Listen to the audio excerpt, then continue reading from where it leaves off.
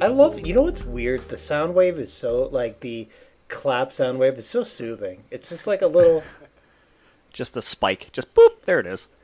yeah. Have you ever just looked at the sound wave and go, wow, and then look at the shape it makes?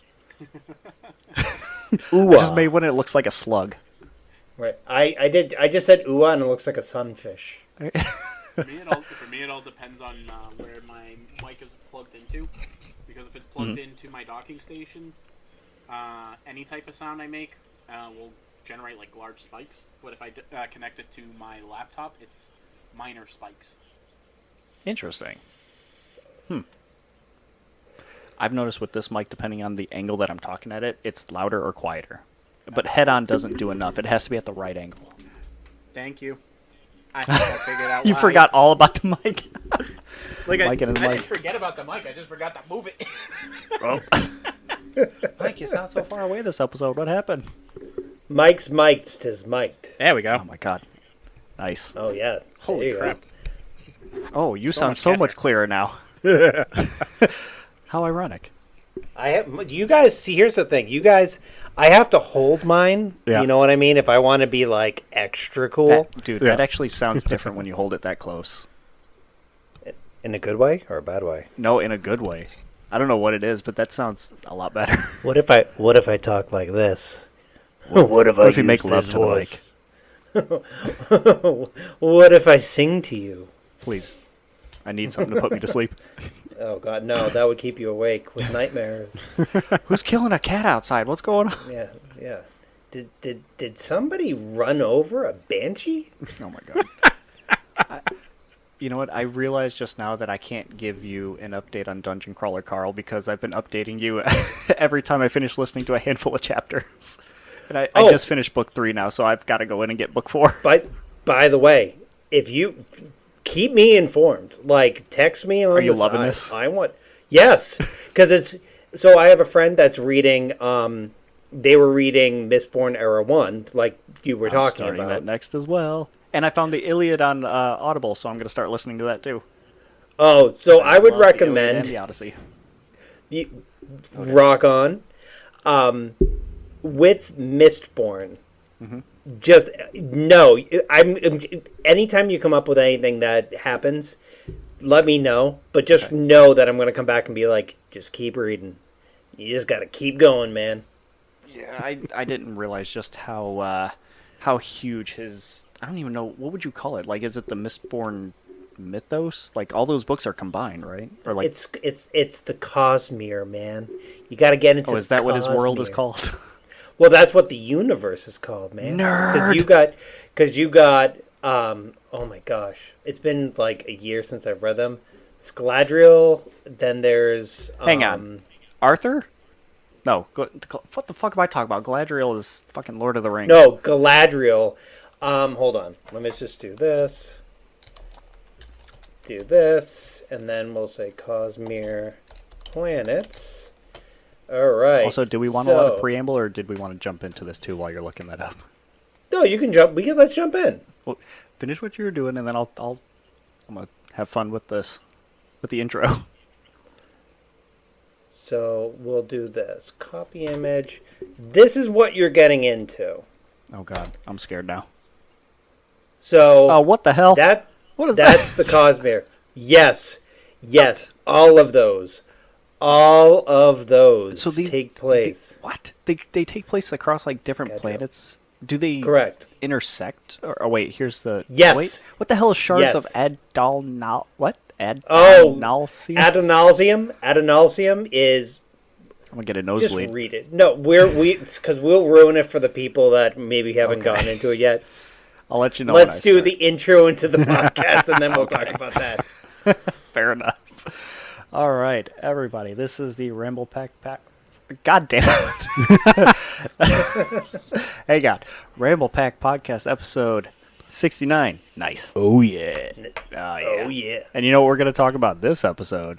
Pornhub. God damn it! I was going to say video games. Thank you. We can talk about both. Actually, you know what? One of the Adam things might on my be list time is to about announce that we not got our safe own games. fans going. No. We got our Patreon going.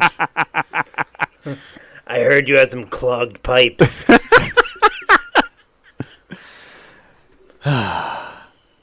Mike, it's nice to have you back on the podcast. It's nice to have some interactions with an adult this time. What do you mean you don't like being screamed at by children all day long anymore? Oh, my God. We missed you. I missed you guys, too. And if you get... I don't know if we mentioned it in the past, but the reason why I've been missing for so long is because I had a gave the baby. Yeah, you gave us the okay, Aw. so we had to let us know. Or let us know. Let the audience know. I already knew. Speaking of which, that picture you sent this morning was really cute. Did she just wake up or Aw. something, or was she just comfy? Yeah, she was just comfy. She's actually at the point where she's starting to stay awake for like between a half hour to a couple hours at a time. Nice. Just looking around, taking in the world. Yeah, pretty much. Now, I wish you could do that more during the day instead of at night. Because Daddy needs sleep. That's true. You no more passing out at, what, noon until 4? Oh, my God. Surprisingly, because of situations at home, I ended up taking an additional 2 weeks. So I really don't go back. I don't go back till October 4th. Okay. So, take the time as Does you your get it. does your company give you a good like paternity leave at all? I'm going through the state, the PFML. I heard they have their own stuff too, but I was just like, at this point, I was already set up. By the time I found out about it, I'm like, okay. But they're very reasonable about it. Whereas like they couldn't question it on like, oh, I needed to take an extra 2 weeks than expected, and like, oh no, don't worry about it, you're fine. Shot off an email to HR, and that was it. So, That's awesome, man. That's what happens when you don't work at a company that exploits the shit out of you anymore. It's Well, true. bringing it back around to fucking. I mean, Well, I mean, that the episode. number anyway. You remember how a couple weeks back there was like a huge crackdown on not safe for work games and stuff like that by that one group? Yeah. There's still aftershocks of that being felt, I guess, because I haven't looked enough into it, but at least one dev has confirmed that besides Valve blocking not safe for work games, not safe for work post launch, if companies want to, sometimes they will publish their games through Steam without that content in it, and then afterwards they'll patch it back in as like DLC or whatever. Right. Valve apparently, according to this one dev, is cracking down on that and not allowing that either because of the fallout from what happened. Again, Now, what am I going to start screaming from the rooftop saying I need my games with sex in it and naked boobies? No, not necessarily, but don't stifle creativity either. Exactly. It's none of anybody's fucking business. You want to pay for it? That's fine, as long as it's not illegal. Like, it's not child porn. The fuck? Yes. That's I would say that's a good, I don't know, descriptor statement to Right. make. Yes. Not But, to I mean, ma- like Yeah. Valve is good Yeah. with their policies and stuff in place, and like things, they have a good checking system for games that get published. So, still, but it's just unfortunate that a lot of the stuff is still happening because of that. Because think about it. Who, if you're not of age to be buying those type of games, anyways, what the fuck are you doing purchasing games on Steam without your parents watching? That comes back on the parents, though. If you're not watching what your kids are doing and just letting them run rampant, something needs to be said about what you're doing as a parent. That's my point exactly. I'm like, at what point is it not, or is the responsibility going to go back to the parents? I understand where these groups are coming from, but at the same time, you're attacking the gaming system because they're putting it on there and restricting everybody else because there are shitty parents out there. And to relate it to this too, and I don't want to get political about it. We're not going to talk about it. It doesn't matter at this point because this is not the platform for it. But apparently, the Twitch CEO, Gabe Newell, Discord CEO, and I forget the last one, are being called to, whatever. They're being pulled in to discuss how their platforms are radicalizing people. Yeah, that's where that's coming from. Sure. Yeah, that's... It's you video can't games. Right. When I'm playing Silksong, I'm thinking about overthrowing various government entities because if I'm playing Pokemon, I'm going to take my pets and shove them in a small ball and throw them around. Right. Yeah.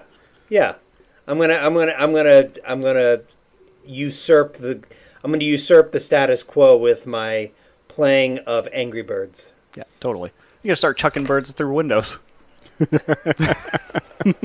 And a bird for you, and a bird for you. Welcome to episode 69. Jesus. Nice. So definitely not safe, not family friendly episode today. We're doing our best. Right. Valve will not actually promote this on their website. Yeah, there you go. Nice. So, Sean, I'm happy that you brought this. Well, you brought it up. You put it on your list since we 2 days in a row now we've talked about it since there was talks about it and then there was some outbursts from the gaming community about it. Let's talk about the Assassin's Creed Black Flag remake. Oh, so, and it's funny because I pulled up and I put on the list your initial thing to me. Mm-hmm. Basically, the whole thing is, and again, we were kind of talking about this beforehand. They're going to remake Black Flag, but they're changing things, right? So, right. Cool. I mean, there are some things that are good. No loading screens when moving between ship and land. Hey, awesome. That's fine. That's the power of next gen. Power of next gen. Loot and gear stats for Edward. Okay. Shifting towards RPG elements. Not jazzed. Are they adding more armor and stuff to the game to make that not as, I don't know, not as sedentary? Because remember how in the other games when you would get new armor, it was just like, here's a good one, here's the better one, here's the better one. But that's all it was. There wasn't any playstyle type of armor and anything like that. You want to do stealth. No specialization, right. Yeah. I don't know. I honestly don't know. Because again, this is all from the rumor mill, right? Mm-hmm. Yep. And the thing that really got me is, again, the RPG, and the big thing is they're removing the modern storyline from the game, which that one didn't have a big modern story to it, though. Was that one the first-person one where you're wandering around in the office? Yeah. Yes. And that's where I'm like, I thought that one was weak compared to the other modern-day stuff, though. Sure. And I'm totally on board. You want to kind of dumb that down a little bit, or not dumb it down, but you want to kind of dummy it out.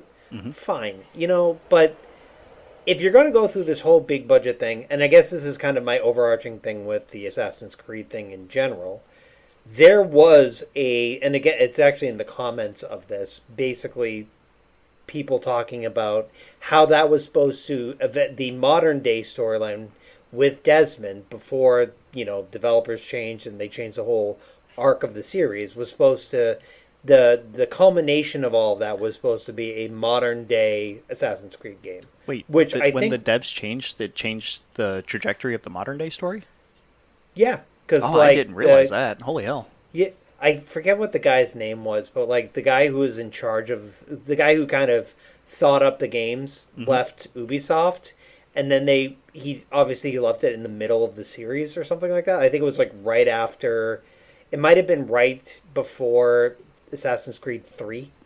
And because of that, the modern day arc that they were planning on doing got kind of truncated because people kind of gravitated towards the taking place in the past portion of the games. And it's cool, but I still like the modern day storyline. Fix it up. Yeah, Gussy it up a little bit. I liked 1 through 3's modern day telling of the story, but once it ended, I was like, great, what's going to happen next? And then nothing happened, basically. So I was like, well, damn. They just kind of took a backseat to the past games, which I will say the past gameplay and stuff with what Arno and Unity and what's his face in Black Flag and stuff, those games were great. I liked how they played, but I still wanted more of the modern day story with what was going on with all the assassins, even with Desmond gone, because we were introduced to other characters. There was more stuff to say or tell there. Right, and I think that's the thing that really, if you're trying to plan this whole overarching narrative of there's Templars and there's assassins, and then you say, okay, there's going to, there are these two factions that exist through the annals of time, but we're only going to focus on the one small aspect of this story. It kind of doesn't connect the Edward Kenway portion of it to the entire rest of the narrative. So what's the point? Right. It's they in the modern telling of that stuff, they made it like it's a video game and you get to play these kind of video games as those characters and experience it, but it was like a way to get more information out of it or whatever. Yeah. I mean, and that was the storyline of that specific game too, was like Abstergo was making a video game and you were like playtesting it or some shit. Like there was something to do with that. And again, it's been years since I played Black Flag, but same. Yeah, and it's like I like that kind of meta element to it where you're looking at it from the perspective of we all know this is a video game, but we're gonna put a nod to it right in the beginning of it. Right. Yeah, I mean, so I don't know your feeling. I want to know I know you told me, but let's tell the world. What are your feelings about the rumors about it? So I guess here's my thing. And like we were talking about it before, it's kind of like the special edition Star Wars, right? Where if you take a piece of art, and again, and I'm going to call it art because I mean that's what it is. Mm-hmm. If you take a piece of art and you fundamentally change it to suit a different audience, is it the same piece of art? And the reality is no. And if you get people to buy the game and play the game and people like it, hey, who am I to judge? But at the end of the day, that piece of art that you originally had is now gone. And here's where I can push back against that, and I know other people are going to have this argument too, is that old original piece of artwork still exists. And in its form, you're still able to go back and play it as it was too. They're not going back and ripping that out so that way you can't do that just to fall in line with what they're doing now. True. Like if they came back and they said, by the way, like in a Star Wars special edition kind of way, those earlier editions don't exist. Yeah, of course, you can still play it. But I mean, I think that people who were fans of the original game, knowing that there's going to be some love put into remastering it or remaking it, mm-hmm. they're going to be, I mean, at least someone like me, I'm going to be like, well, if it's going to be in, like they're using Skull and Bones assets because it's cheaper. Of course. Because no one's playing that. Yeah. At the end of the day, is it cool? Yeah, I'm glad that they're doing it. It was a great game, and they don't change the story of what is actually happening during the game. Rock on. There are some quality of life upgrades, but at the end of the day, don't remove the modern day element just because it wasn't the greatest. If you want to reduce it's part it, of fine. The game, keep it. I mean, right. Hell, give it some love. Touch it up more. Make it more interesting. That's what I'm saying. Yeah. Give it the old one too. Mike, I want you to tell me about you testing the PS Remote Play stuff, because I found that really interesting that was even a thing. Yeah, I had no idea about it too. I don't even remember what the hell the reason was that brought it up. Oh, I remember. Because I remembered you had said you had bought the Kingdom Hearts collection, the Yes. 1.5 and 2.5 for like $20 on the PlayStation Store. I'm inside a Monstro right now. I'm still figured- there. I haven't played it. I'm back on Stardew, so I'm working on that again. I basically, what I ended up doing is I figured I'd buy the digital version because I already have the physical versions of it. It's good to keep for the collection. I bought it 5 times. Let's buy it again. Why not? For $20, it was worth it to me because it's the digital version. I've already played the game. It's not, and I have a physical copy. It's not like it's a main title like game. It's going anywhere. You have it. Right. It was just more for ease of access, so I can be lazy and don't have to pull the disc out. and put it in the system and stuff like that. That's fair.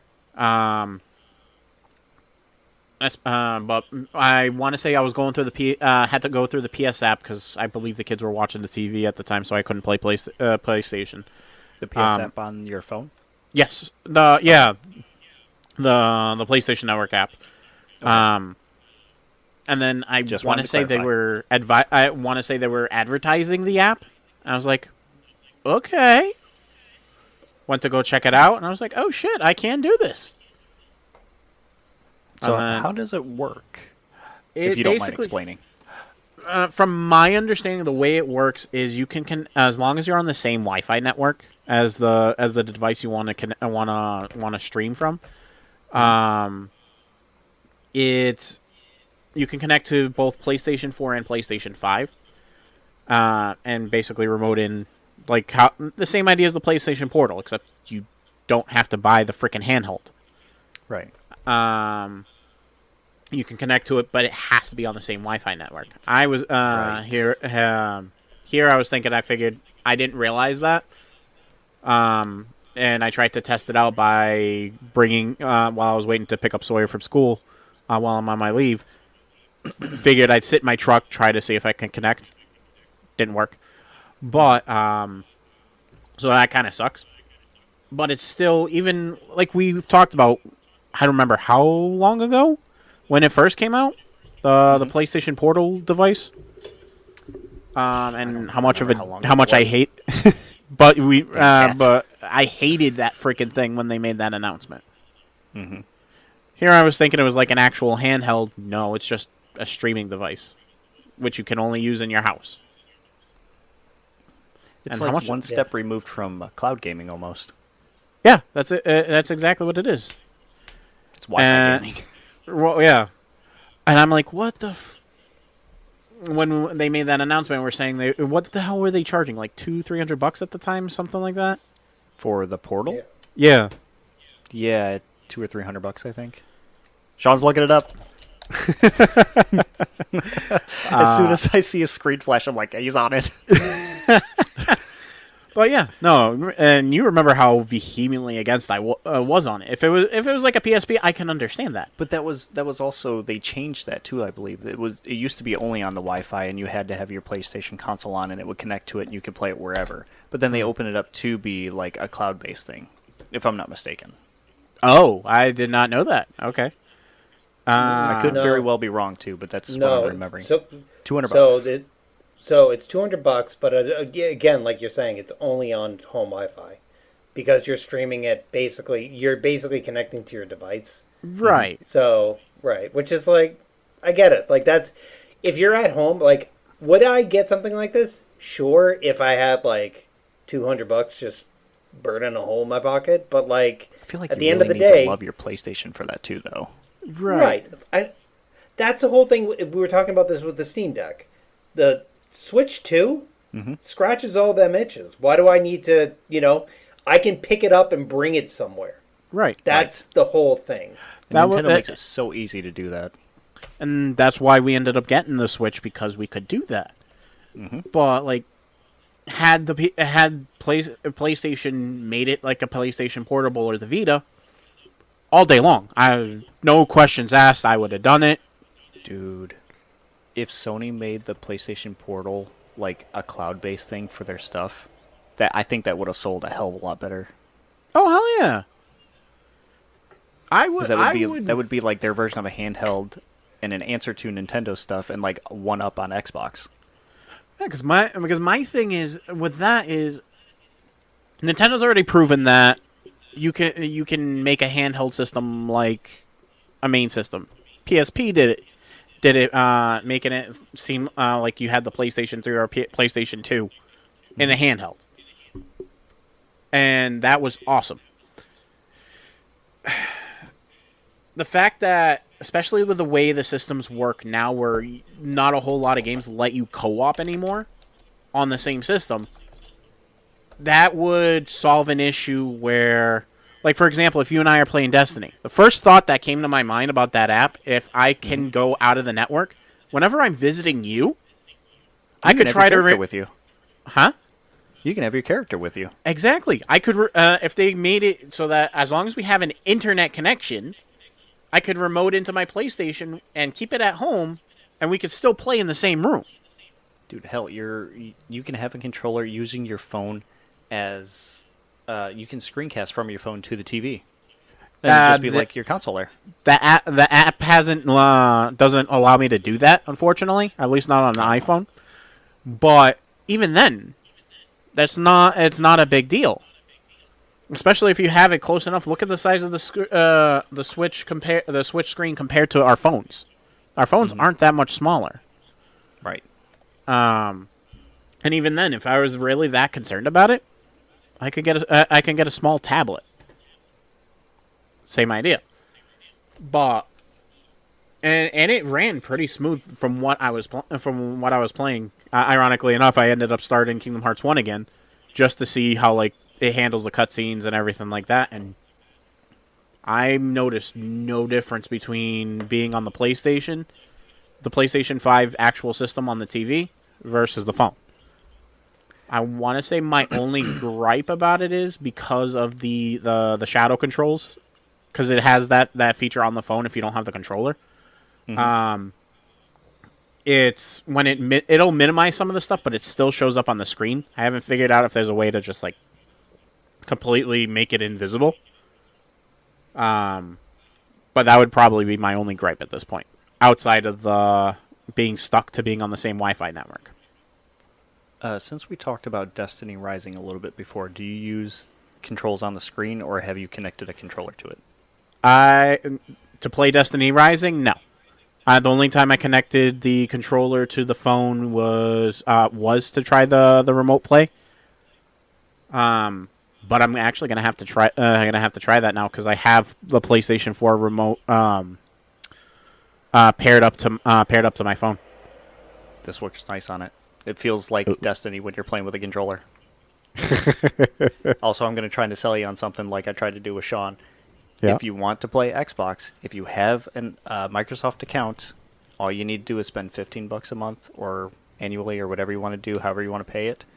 Mm-hmm. And then you get the top tier of their game catalog service or whatever. And then all you need to do is just download the app, connect your controller, and that's it. You're playing Xbox games, you can do multiplayer and all that shit on there. That's all you got to do. Trying to convert, huh? I'm just saying. It's something easy. Got a huge list of games, and we can play it on that with no problem.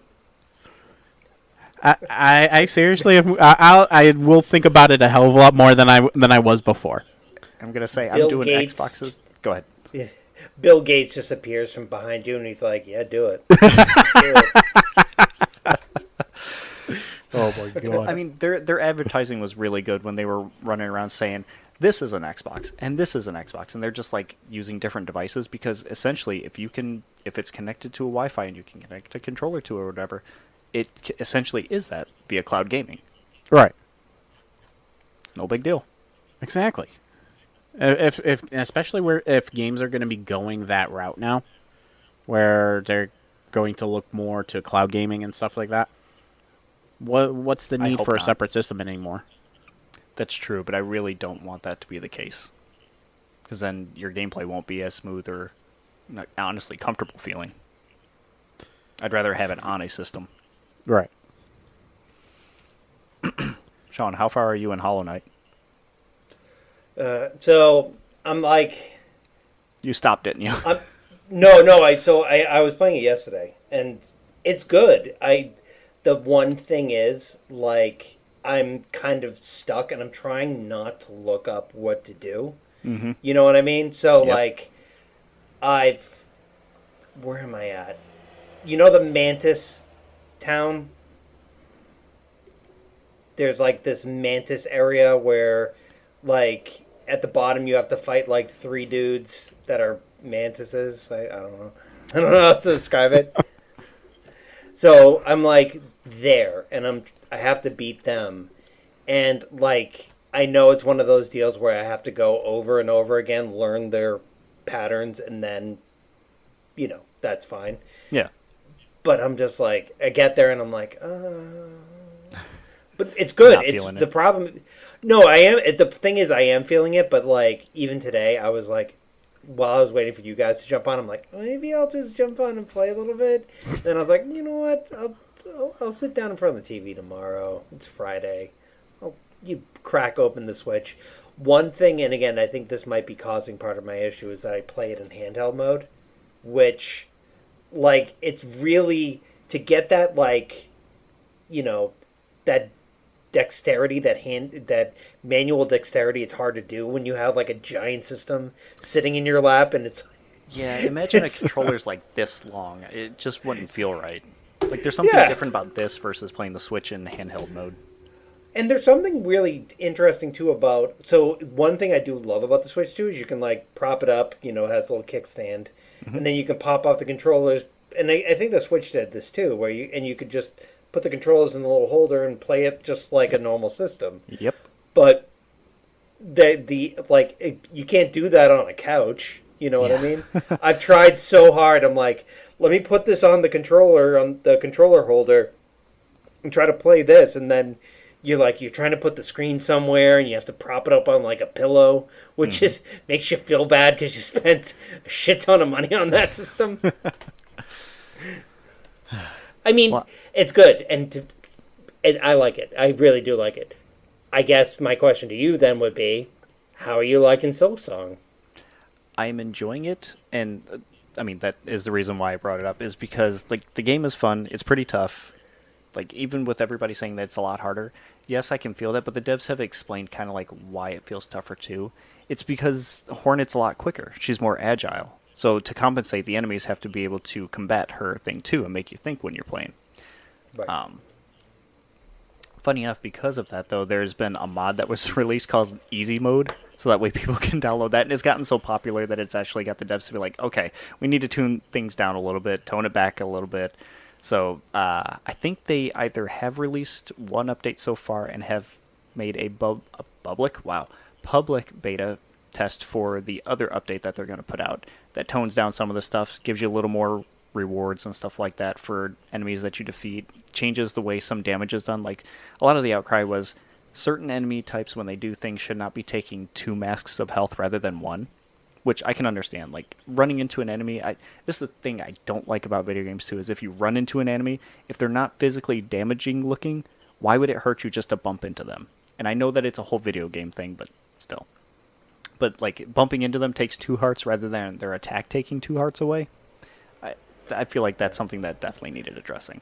But like the time that you were about to get into a fight with somebody and they punched you in the face and you were like, ow, and then you lightly brushed against them and they knocked you out. yeah, pretty much. Something like that, yeah. But they're at least addressing that, and I mean, the game has been on a popular uptick. They've sold in just like it's been a week since the game's come out? 2 weeks, something like that. They've sold at least a third of the sales of Hollow Knight 1, which was around 3.2 million based on some analyst estimations from Steam alone. So I think they're doing pretty well, in spite of all the I don't want to say negative feedback, but like some of the outcry from it. Right, so it's cool. Right. And I mean, I think that's I understand the idea, and again, like doing the Ninja Gaiden thing of making it so hard that you just want to die. But like at the same time, But that's it's like, why I love Ninja Gaiden Black. It was so fun getting your ass kicked over and over. Because once you learned it, Well, you're like, yeah, I fucking did it. yeah, but then at the same time, there's also people like me where I'm like, I've died 150 times. I don't want to do this. And That that's makes why me wonder. Sekiro, I just stopped because I was like, I couldn't get the timing down. Like right at the very beginning, I was like, because I got it used for like $10. And I was like, cool, let's do this. And then I started playing it. I'm like, oh, I suck ass. Here, maybe you guys can help me figure this out. What is between Ninja Gaiden Black from the Xbox, and Elden Ring, Sekiro, Bloodborne, all those, what is the difficulty difference between Ninja Gaiden and the Dark Souls Elden Ring series? That, I guess it's more of a personal preference, but why do I like the Ninja Gaiden difficulty and get my ass kicked in that game versus the Dark Souls series? I like those games, they're fun, but once I just start getting my ass kicked from things that are like way beyond me or trying to figure out. I'm like, I'm done. Versus Ninja Gaiden, where I'm like, I got my ass kicked. That was awesome. Let's do it again. Well, probably because of the frequency of the battles, right? So like there is thought it's a slow battle type. Like you're fighting one enemy, you're doing a fat roll, you're trying to get out of the way in like any of your From Software games, as opposed to like Ninja Gaiden, which is just like pure action, go go go go go, you know? Yeah, but like 2 hits and you're dead if you're not watching what's going on too. Right. Yeah, but I mean, yeah, go on. I'm sorry. No. I was going to say I agree with you on that part. It seems there's enough action in there that it's distracting you. Where like, yes, I want to pass. You're getting all this action one right after the other. You're not thinking. You're not given time to think. Oh, this is fucking frustrating. I don't want to do this anymore. That's probably why I liked Shinobi Art of Vengeance so damn much. Because once I like turned down my damage and upped the enemy difficulty, I'm like, I'm getting my ass kicked. I love it. This is so fun. Yeah. I love that game so much. And like I put in the notes, I'm like, is this the year that 2D side-scroller games are coming back around? I know that like these are very specific instances where we're talking about Shinobi, Ninja Gaiden Ragebound, Silksong. These are excellent indie games that have, well, indie games. These are excellent side-scrolling 2D games that are a lot of fun. And that those are 3 very specific instances. But there's been a ton of 2D side-scrolling games that have come out this year or are scheduled to come out in the coming year at least. Are we having a renaissance? I think that, and again, not that 2D side scrollers, especially in the indie space, have been super popular. Because if you go back, you got Celeste, you've got Limbo, you've got, Braid. Braid, you've got Super Meat Boy, you've got any of these, like, plethora of 2D platformers. Yep. Which I think one thing I do like, though, is that they're really kind of exploring like the artistic, because Silksong's a beautiful game. Yes. Shinobi's a beautiful game. Yes. Ninja Gaiden's a beautiful game. Absolutely. Super Meat Boy is not a beautiful game. No, but it looks great in action. It's a fun game. It's awesome in action, but it's not like. And to be fair, Braid was a beautiful game. So was Celeste. But like these games, I think we're kind of going to see the apex of this because there's only so many places you can go. One thing that I think is going to be the renaissance is not 2D side scrollers, but beat 'em ups. Beat 'em ups have been coming back heavy. Are we talking about 2D side-scrolling beat 'em ups, kind of like Streets Yes. of Rage and stuff? Exactly. So I agree with you in that because of Capcom's fighting game collection and stuff like that. Those collections of games that are side-scrollers, dude, fuck, Mike, you and I, Streets of Rage 4, we were playing that. How often did I keep exclaiming, even though I've beaten that game and done everything, playing with you, how much fun was I having just doing it again? Oh yeah, absolutely. Yeah. Listen, I was getting my ass kicked the entire fucking time and had no idea what I was doing, and it was still fun. Yeah. I think especially like because again, taking it on a base level, you have, Streets of Rage 4. You have the new Teenage Mutant Ninja Turtles game. They're doing. I love Shredder's Revenge when that came out. Yep. They're also doing a like we talked about last time. They're doing a sequel to Scott Pilgrim. Yes. Like I can't wait for that. Yeah, and I think that there are a lot, and I don't want to say it's easy, but there's a lot of these kind of genres of games that are completely overlooked because in a AAA space, no one wants to do it. Like, I don't think that Ubisoft is going to make a side-scrolling beat-em-up. No. They have to tap a company to do that is like familiar with doing those kind of games. Right, and then what they would do is go in and put in 1 million microtransactions, so that way, you have to mortgage off your house so you can get that new skin, and it's like that's Ubisoft. Why? Oh yeah. So do you think that these side scrollers are the exception, not really the rule? Of being good? Of being like the apex of 2D side scrollers for now, since you said that the beat 'em ups are the next set. I think that they're the next logical progression. I think that one thing that the indie space is doing that no AAA space is doing is they're looking at what the market wants, and specific people in that market. So, again, let's take Silksong. Silksong sold 500,000 copies in the first day alone, and like on Steam that it crashed their servers and stuff. Yeah, right. When's the last time that happened with the AAA game? Sure, it's going to happen with GTA 6, but when is that coming out? But they're going to be But, prepared like- for that. I feel like if they were prepared for Silksong, they knew it was going to be popular, but probably not to the level that it was. Because, Right. like you said, what game has actually done that in the past recently? Right. And that kind of is my thing. Like, at this point, I think that, like, they are the logical progression. I think Silksong is kind of the apex of that. Mm-hmm. I'm hoping that, again, I don't know the story beats of it yet, but hopefully there's a sequel to that. But, I haven't beaten at the the game, end, so I don't know. We'll but find out. I hope that they continue to explore it, and I hope they do it with kind of the inventiveness that they're currently approaching it with. Since you mentioned the market and stuff like that, and like catering to the audience, I guess, I still don't feel like there's enough focus on single-player games. I think there's still too much focus on multiplayer stuff. Like, there was a In the call indi- in the industry alone. There was a call during, I think it was when E3 was still around, maybe, or when they broke off and like the different studios were doing their own presentations. There was a lot of talk about wanting to do single-player games, or like they had a handful of good single-player games come out, but it was still a flood of multiplayer games, or playing multiplayer games sitting on your couch and stuff like that. But there's not enough focus on the single-player aspect. And I feel like that gets a bad rap too when you've got, like, I don't mean to say this in a negative way, but like the Sony PlayStation Spider-Man games and stuff like that. Yes, those are single-player games, but those are also big blockbuster action games that cost $1 million to make. I'm talking more like, let's focus on the story and the characters and the gameplay, and like actually tell a personal story rather than like, here's a character you're familiar with. It's like playing a movie. Go have fun. I agree with that, though. I mean, I would counter that with, like, a Ghost of Tsushima. I would counter that with a Horizon, though, and even with the older Assassin's Creeds. I think the thing that ends up happening, it's this AAA companies don't want to take risks because the investment to do a game is so prohibitively big. They would rather spend $500 million to get $3 billion back. They want to play it safe. Right. It's the same reason, and again, I love me some Marvel movies, and I'm going to touch on that in a moment, but Please do, because there's a I was reason. surprised to hear about that. Right.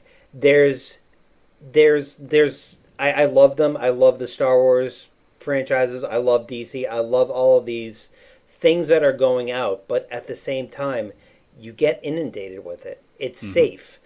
There's a reason why we're going back to Avengers. It's because it's safe. It's going to make them buckets of money. Am I going to buy it? Yes. It's the same reason about the damn Switch, too. At the end of the day, it's better to play it safe with something that they know that most people will like, instead of doing something like Silksong, thinking that, oh, it's only going to be a niche game that no one's going to play, and then 500,000 people buy it. Yes. Right. Mike? Speaking of... Agreed? Oh, I'm agreeing with everything you guys are saying. Okay. 'Cause I'm just saying, yeah, yep. no, I'm just thinking like to past conversations that we had where like my favorite games growing up were like Sukkot and all those type of games, and I would have no problem going back to that stuff. Unfortunately, companies don't. You don't get those as many as like you guys said.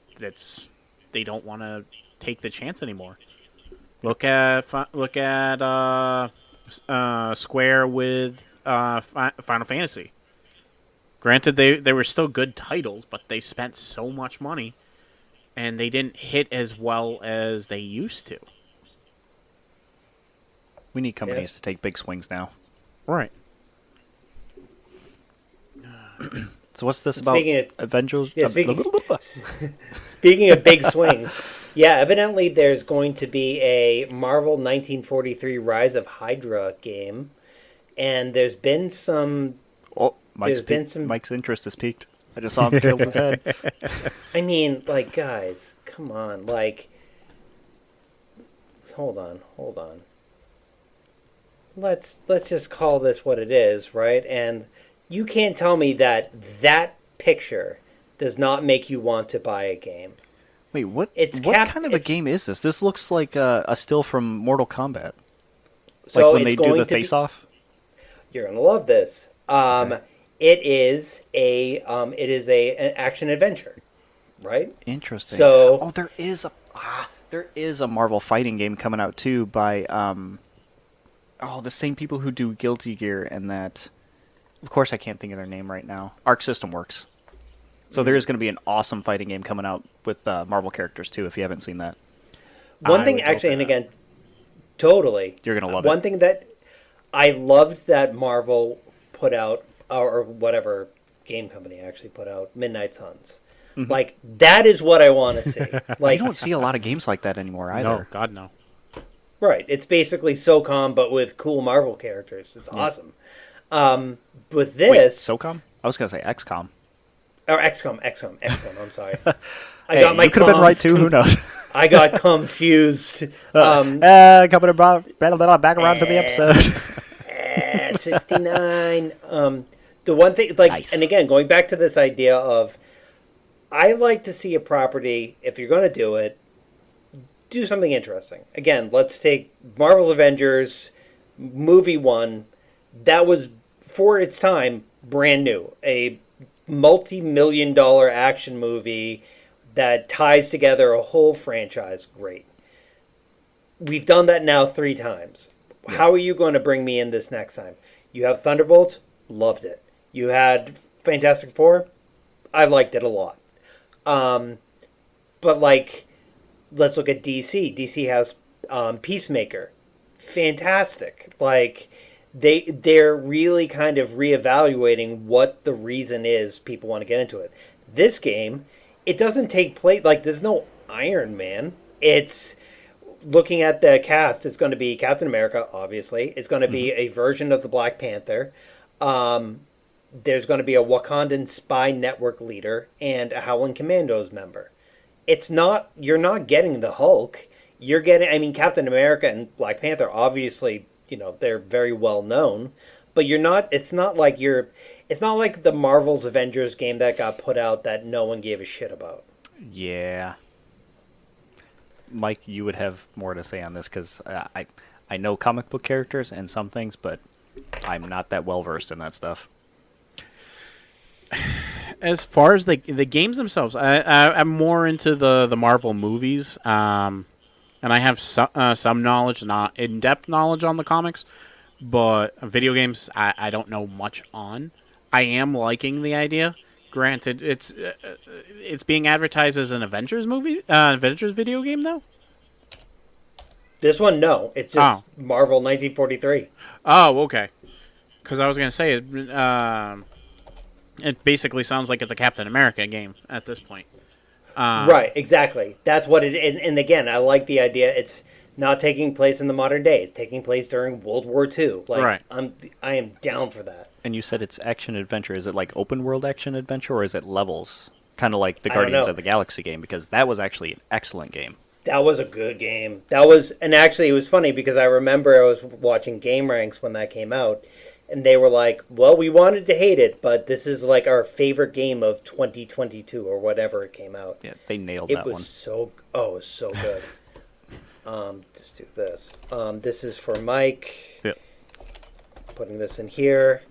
If you're not following this guy, you should. This guy is named Sir Superhero. He is phenomenal. Phenomenal. He goes into the comics more than the MCU, and it's a really nice kind of, because he did one on I'm just going to pick one of his random videos, like he does one on the symbiotes. Ooh, and basically it's really, really good. It's like 2 hours long, and I've already watched it 3 times, and I'm going to watch it again. But he goes into like how that differs from the movie and why they did it. And he does another 2 hour long video that's on the multiverse. And he basically goes into like, you know, the difference between Marvel Comics and the MCU, and how they shouldn't interlace at all. Like, they shouldn't overlap in any way. Right. But then he goes in, he goes, except for one thing, and then watch it. It's very, very good. I'm gonna have to. I like when people talk stuff like that, because I want to say where book adaptations to movies usually don't work. At least in my experience, usually don't work out well. Comics and comics and movies do that really well. I don't know if it's just because the people that are adapting it grew up with that stuff versus you're getting paid to adapt this story, whatnot. There's no connection type of thing. Totally. But if they can pull as far as if they can pull off what on the video game wise, because I don't remember hearing anybody saying anything good about prior Marvel games or whatnot. If they can pull off a story like that, like they did for the original set of the leading up to the Avengers movie, they can translate something that type of style in video games. I think that would be pretty cool, to be honest. Oh, totally. And actually, looking at this, like, it's still in early development, right? And basically, there's only a few set pieces that they have. It looks good, and like, hey, man, like, I get it. You have to play it safe. Disney owns Marvel. Right. Disney's gonna be like, hey, you can't change this shit. You know, you have to make it palatable for our general audiences. But at the same time, they're doing a World War II Rise of Hydra video game. I'm sold. I am on board.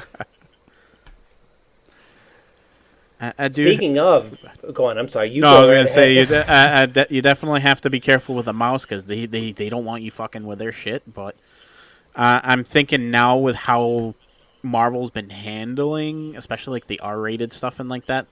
At least on the Marvel end, I think they might be more willing to open up their be less helicopter parents in that regards. Totally. Oh, and I'm actually going to bring this up in terms of parent companies being extremely over-parenty. Okay, where's this going? So I guess, and you, when you found out about this, we were talking about this in our group chat. Oh shit! I think I know where this is going. It's the Pokemon patent, isn't it? It is the Pokemon patent, and I see that you and Mike both put this as separate things that we want to talk about. And I also feel like it's overblown in one aspect because people are just reading headlines and running with that rather than understanding what the actual patent says and like what it pertains to, which we talked in our chat about that. Right. Sorry, well, and I guess Sean. That's my thing. No, you're totally fine. I think the thing with me is it on the face of it, right? Because again, we talked about the comparison between this patent and the Nemesis patent. Mm-hmm. How do they coincide? Nemesis, I'm like, okay, like, if it's, again, I don't know if there's some sort of underlying code or algorithm that makes it so these orcs go after you specifically. If the choices of the game chooses which enemy is going to follow you and challenge you to a battle over and over again. Again, I don't know the details of that. And maybe you can educate me on this, Adam.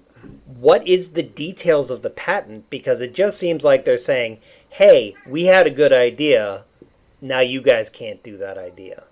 Are we talking about the Pokemon patent or the Nemesis system? Because yes, I can fill you in a little bit on the Nemesis one. What about Pokemon? Well, okay. Let's do both, if you have both. So for the Nemesis system, a little bit, it's... Of course, there's like an algorithm under it, but it's just simple math, so I don't know that they can necessarily patent math. But some of the main things was like the dynamicism of like the enemy hierarchy, where if you take an enemy out, another one takes its place, but it's totally based off of like the actual enemy hierarchy itself.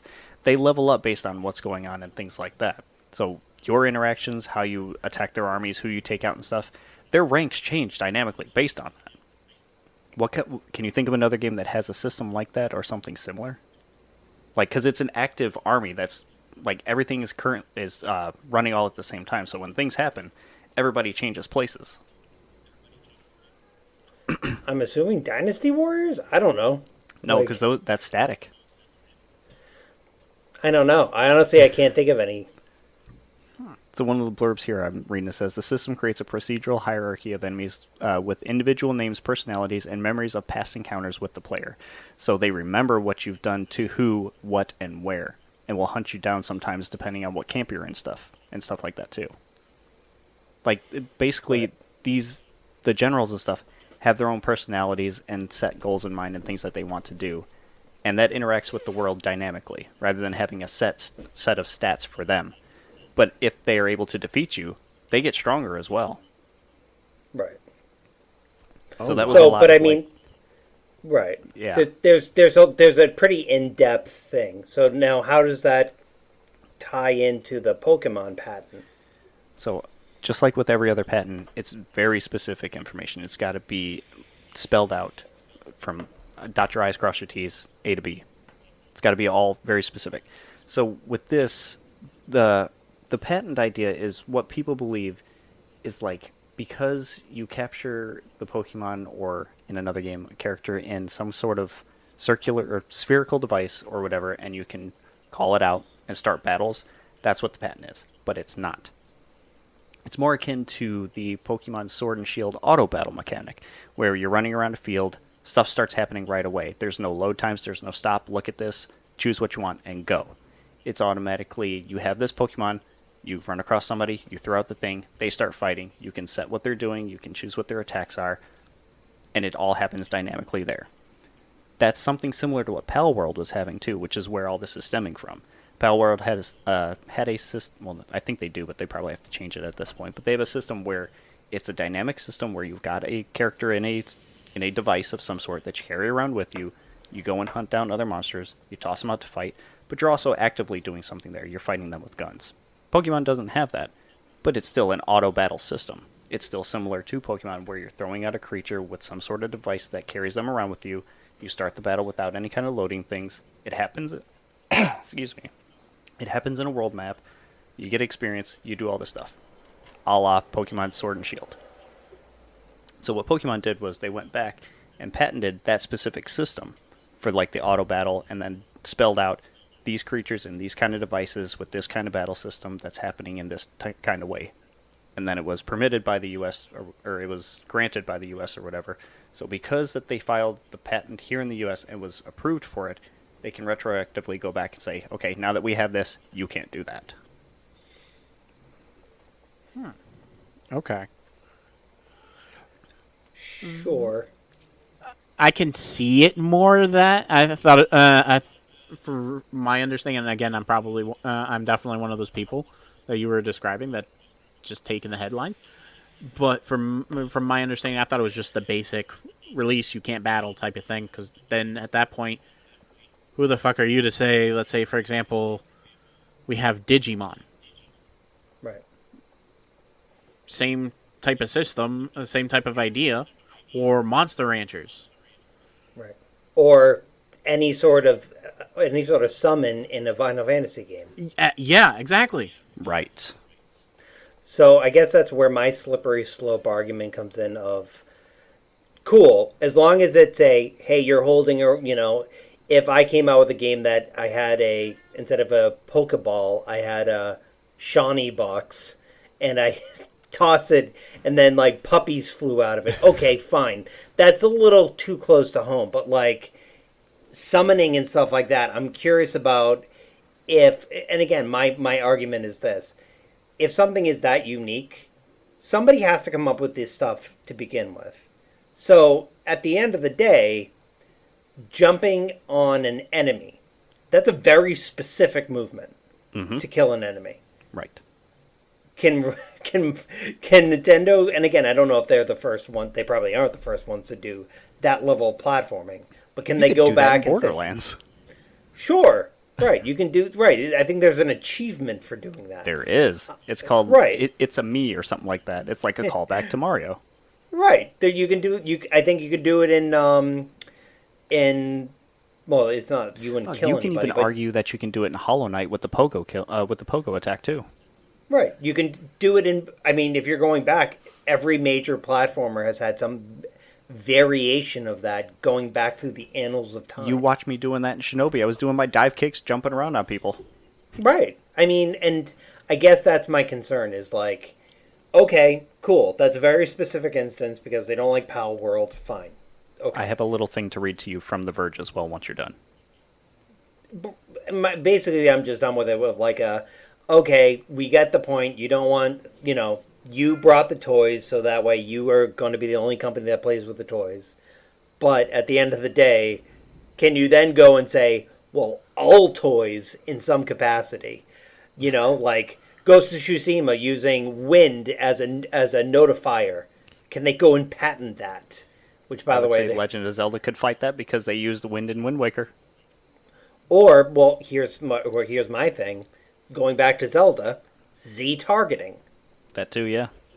That's a very specific thing that again, any action-adventure game needs a way to direct your main character's attention to a target. Right. And normally it's by holding down a button, which makes you turn towards the thing. That's very specific, too, because instead of using like magnetism in games to have your attacks land and chase it down enemies, you're specifically targeting an enemy so that way it goes to them. Like you're taking over actively versus the game doing it for you. Right. And I mean, and it's not like Pokemon has been, is a brand new game that they just made. Pokemon's been around long enough where it can now rent a car, And I think that Pokemon's upset because people are innovating on their idea and they're not in on it. Right, and they don't want it. They want to do the least amount possible, a la the last main Pokemon release where you were like, ugh. Yeah, it was bad.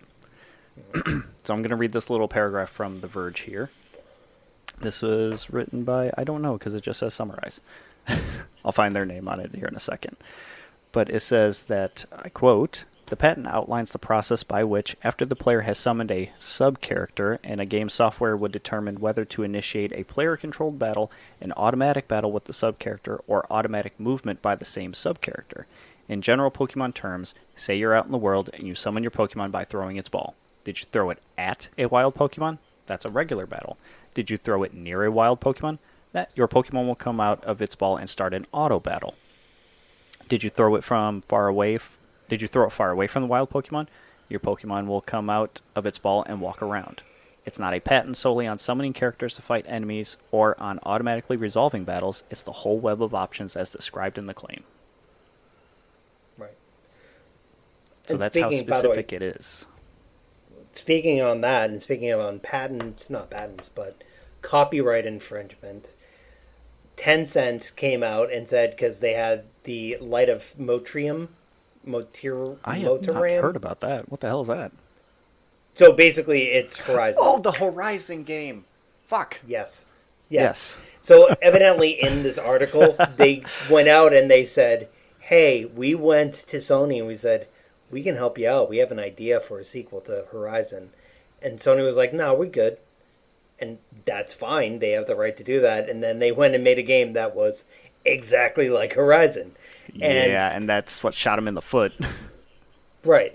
But they were like, the claim is startling, but it's like, is it really? Is it really? But I guess but going back to it, I guess that kind of does tie into things. It's a open world game where you interact with robots, and robot dinosaurs to be more specific. But this looked like Horizon too. Like it did. I could see where the courts would look at it and be like, "You got way too close to it. You got to change a lot more than just saying, oh, ours are rounded rather than having the square shapes of robots. It's too close." Right. It's a oh yeah, I want Horizon. Well, we have Horizon at home. And Thank you. Thank you for saying that. You are absolutely right.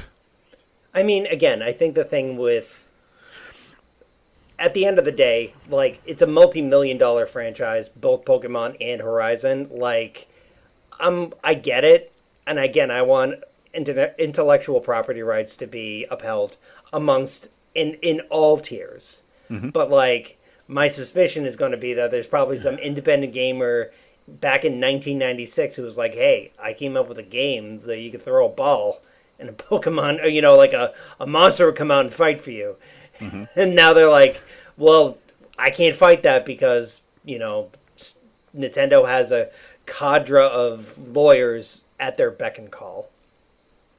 And I think that's That's what sucks too about Nintendo is they are litigious. Mike and I have covered that a lot. Oh my god. Yeah. On just so that way we're all on the same page. Just so you know, on Nintendo Music app, they just released the DK Donkey Bonanza Kong music. It just I just got the notified me. notification too. I was like, oh, that's I haven't played the fitting. game, You but must- let's listen to it now. I know. I kind of want to get it. Do you? Yeah. I've heard that But I have to- I've heard that Yeah, go on. the gimmick of the game kind of wears off after a while because it's the same thing. The gameplay, it's fun. The levels are varied and stuff like that. But the gimmick of like smashing things and stuff, it gets tired quick. Totally. And Oh, again, I know baby. we're getting late. Oh, the baby. One thing I did put into here was all of the things that got brought up in the Nintendo Direct, and a lot of it is Switch 2 remakes or Switch 2 upgrades for existing games, and I'm very much pleased with that. How do you feel about the Virtual Boy stuff? And I had to like I'm- double listen and double check on the stuff, but the fact that they're like, you need this accessory to be able to play the Virtual Boy games, what the fuck? Right. Why? And also, the accessory is just basically a headset. So you just You know what's funny? put it on You can pay $100 for a plastic headset, or you can pay $20 for the cardboard version. Right. And at the end of the day, somebody, I follow a guy on TikTok. His username is like My Life is an RPG. Nice. And he does a whole bunch of stuff like science and all that. And he goes into the Virtual Boy thing and he's like, it almost seems like a joke. Mm-hmm. Like, it is, we want you to pay actual physical dollars to buy a thing so you can play games from a system that no one wanted. Remember when this thing hurt your eyes? Let's do it again. Oh, my cousin had one. Oh, it was so weird. And like, Yeah. just, It was a cool no. device. It's just I wish that they put a little more time into it because the actual nature of it and the function of it was cool. It actually added supposed depth to have- to games. Yeah, it was supposed to have color. And then Nintendo was like, hey, well, you know, this money pit that we're sinking money into, you have to release it next month. And we're like, cool. And then they released that, and you're just like, cool, like, thanks. I mean, I do, and again, I think that the 3D gameplay, it's kind of like I don't want to say it's a fad. It's been coming in and out. 3D media has been a thing They've tried so long. much and for so long to get 3D movies at home and 3D gaming stuff to catch, and it just hasn't. Right. Like, you know how many people have bought 3D televisions with 3D glasses under the auspices we're going to have a house party and invite everyone over. We have friends who had a 3D TV. It was huge. It was awesome. And they bought the glasses and they only had a few. And then the medium died. And now you have, again, a thing hanging on your wall that's supposed to do one thing and doesn't do it at all because no one makes that anymore. Yep. There's your $3 word for the episode. Auspices. $3. You know what did the best version of 3D gaming? And I 3DS. still don't... Yeah, absolutely. 3DS. Yes, 3D. hands down. Bar none. To a point where it was actually shocking the first time I played it. And I don't have great eyesight in one eye. So, like, 3D stuff typically doesn't work well for me. And even then, I was like, whoa, what the hell? Yep. And it was on this little tiny screen. Because I didn't And get you the didn't 3DS. need extra glasses or anything either. It was just on that. It was all Right. handled by the system. It phenomenal. And again, like, I know it's kind of a fad. If you toss that into the Switch too, hell, man, like, are you going to iterate on that technology? Probably not, because at the end of the day, everyone was like, "We got headaches," and it's like, you gotta hurt for your art, man. But I don't know, like, it goes back into the thing of when we were talking about like controllers, for example, or like the Nintendo Switch. Iteration is kind of, and innovation is like the forerunner to success. So if you just sit on your laurels and you invest this money in this technology, how pissed am I that I can't play Majora's Mask and Ocarina of Time HD because it was made for the 3DS? Right. Drives me crazy. Since we're talking about optimizing and making things better, Mike, I want you to take the Battlefield 6 news that I have in my notes. because I think that we need a little bit of positivity now. And I think as you're reading it, I think you're going to be really surprised at what happened, because it started off as a negative, which turned into a really cool positive. Let's see. Battlefield 6. Read it out loud. Oh, sorry. Share with the group. Battlefield 6 devs struggled to get the game running on Xbox Series S hardware. It taught them to optimize memory use for the game, though. Okay. The quote that I have down there is directly from the devs that were working on the game and what they managed to pull out of it. Okay. As a result, the team focused on optimizing memory usage in Battlefield 6, and these improvements weren't just felt on Series S. According to Bull, this process made the whole game better and more stable. However, the devs also worked on specific optimizations for Xbox Series S2. So, to step back from that, apparently when they were developing the game for the Xbox Series S and X, obviously the X is a lot more powerful, so it had no problem with the memory of the game and loading things. Right. When they were developing for the Series S and putting things on, they realized that when they would load maps for Battlefield 6, it tended to crash all the time. And that was the only system that was doing that. So because of that, they were having memory issues for things loading in the game and being able to run optimally for what you would expect from a Battlefield 6 game. Okay. It taught them how to better utilize the memory from the Series S, but doing so actually applied positives across all the other systems as well, and they carried that forward to their development, which they had to make specific optimizations for the Xbox Series S as well, but it helped in the development for all the other series, or all the other consoles, I mean. No shit. Okay. Yeah. So Xbox Series S, it's a pain in the ass to develop for. A lot of devs have said so, but in being a pain in the ass doing so, it helped Battlefield 6's development. There you go. Good stuff. That's the silver lining to that cloud. Yeah. And I guess it will be, I almost said displayed. What the fuck's wrong with me? It'll be put out on Series S as well when it's finally released later on. Ooh. That sounds intriguing. I'm going to poke on one more thing, two more things. One, I put this in the thing, and I'm going to poke the bear. Oh. Okay. This I'm putting in again. We don't need to go too far into it. But Mike if anybody's, Mike is the bear. He's the guy who runs the restaurant on that show. He's like, I'm the bear. So there was... Went in two different directions with that. He's talking about a comedy show, and I'm talking about a big burly gay guy. Is it really? Hold on. Man. Let's all stop for a minute. Is the bear a comedy? There's no laugh out loud moment on the bear where I'm like, oh, cool. My anxiety has ramped up a million freaking To be degrees. fair, I haven't watched it, so I don't know if there's a lot of funny stuff. We've been finishing What We Do in the Shadows, so I'm stuck on comedy right now. Totally. Speaking, if you're stuck on comedy, good old Mark Zuckerberg was like trying to show the innovation that they've had on the new Meta AI. Oh, is this the video of the dude that was like trying to show off stuff and he just couldn't get it to work? Yeah, that was so funny. Oh, it's so good. It's so uncomfortable. The guy's like, hey, Meta, show me how to make a steak sauce. And the Meta's like, you already made it.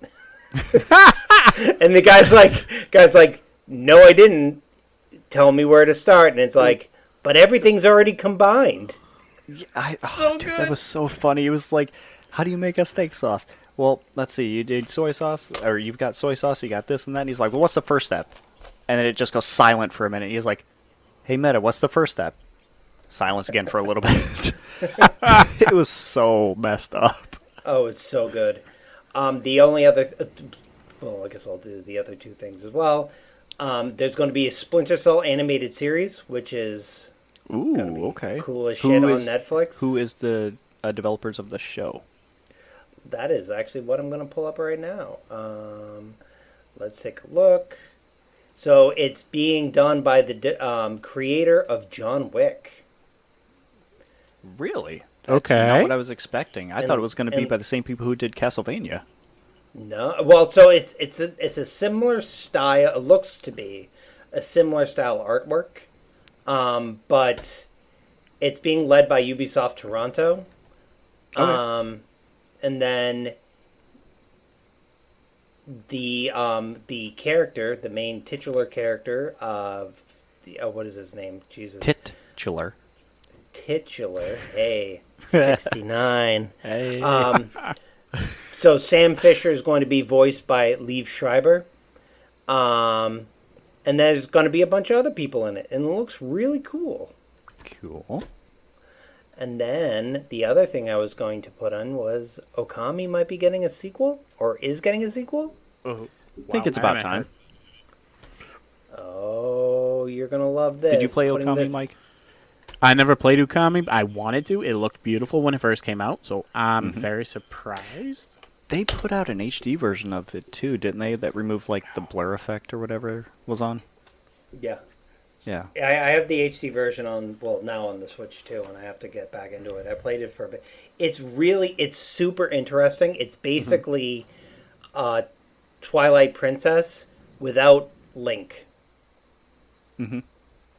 It's really cool. And speaking on artistic merit, God, that game was beautiful. That was nothing but art in that game. It was beautiful.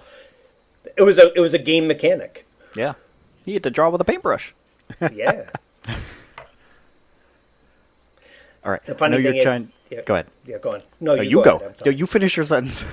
The one thing for me was and this is again underutilizing the technology that they already have. There's a touchscreen on the Switch, and you can't paint with the touchscreen. You have to use like your. What? Yeah, no, it's a pain in the ass. That's a missed opportunity there. Did the HD remake come out on the PS5 or anything? I don't Because you know. can use the touchpad to do that too. I mean, I think it's because you want to make it ubiquitous. Is there a touchpad function on Xbox? No. You're right. Right. So they're gonna, instead of making it, again, not jazzed about people not utilizing technology properly. I'm not going to go over this whole thing, but I loved this because it was a lot of research and analysis and gathering data and stuff. Obviously, it speaks to me. I'm going to ask you guys a question to lead into it. Do you play with inverted controls? No. Sure do. Wow. Oh, okay, that was we got a yes and wow. a no. That's a divvy. Nice. If I'm playing on non-inverted controls, it throws me off so bad, and then for some reason, like my brain, it just doesn't work right. So here's the thing. I can go back and forth, and it all depends on what I'm doing in the game. Like certain flying games, it's easier if it's non-inverted, and other ones I have to have it inverted. I've never gotten used to inverted. It throws me off, and I want to say I actually get nauseous when I try to do it. Interesting. So there was a study trying to figure out why people preferred inverted or non-inverted controls. And the thought behind it was that maybe it stemmed from when you originally started playing games, which they believed it started back on the N64 with the middle control stick. And like with the flight games and stuff like that, a lot of those games were already inverted, so because you were playing them inverted, you were already indoctrinated, it stuck with you as part of you, and you carried that forward when you were playing other games. As they were doing a lot of this research and stuff, they got further in and was realizing that their data was not answering the questions that they were looking for. So they developed a questionnaire with very specific questions about gameplay and types and stuff like that. And then I guess what the quote I have here is what they discovered was that the cognitive test suggests otherwise, that it's not any of that stuff. It's much more likely that you invert or don't invert due to how your brain perceives objects in 3D space. And I was like, wow. That is cool. It's very interesting, and that would explain why I play inverted or non-inverted depending on the game. Sure. I'm not Actually- understanding. What do you mean? Like how you perceive it? Like you scan from the top. Like as your eyes are going up. When you're playing the game and like you're moving through the space.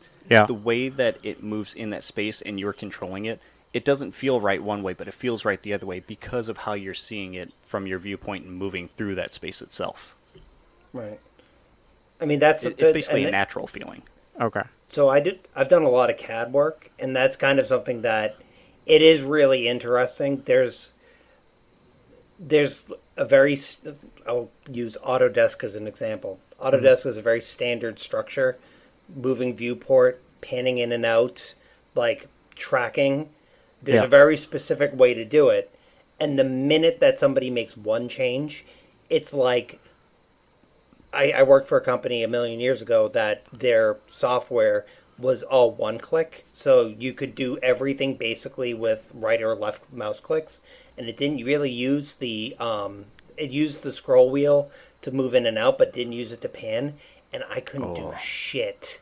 I was garbage with it. So like I totally get that. Like, and I think I'm kind of probably in the same boat as you, Adam, where I'm like, I'm more inclined for first-person shooters. Weirdly, I'm like, yeah, inverted, go to town. I just discovered something about myself talking about this. It's why I don't like the gummy ships in Kingdom Hearts. It's inverted, and you can't do anything about it. I don't like how it moves. Yeah, okay. I don't have a lot of control. Does that put it into perspective for you? Yep. Yep. I have to say, in the first game, I did not like the gummy ship system. I have no idea what you guys are that. talking about. You didn't detail it on your 2-hour conversation, which I listened to.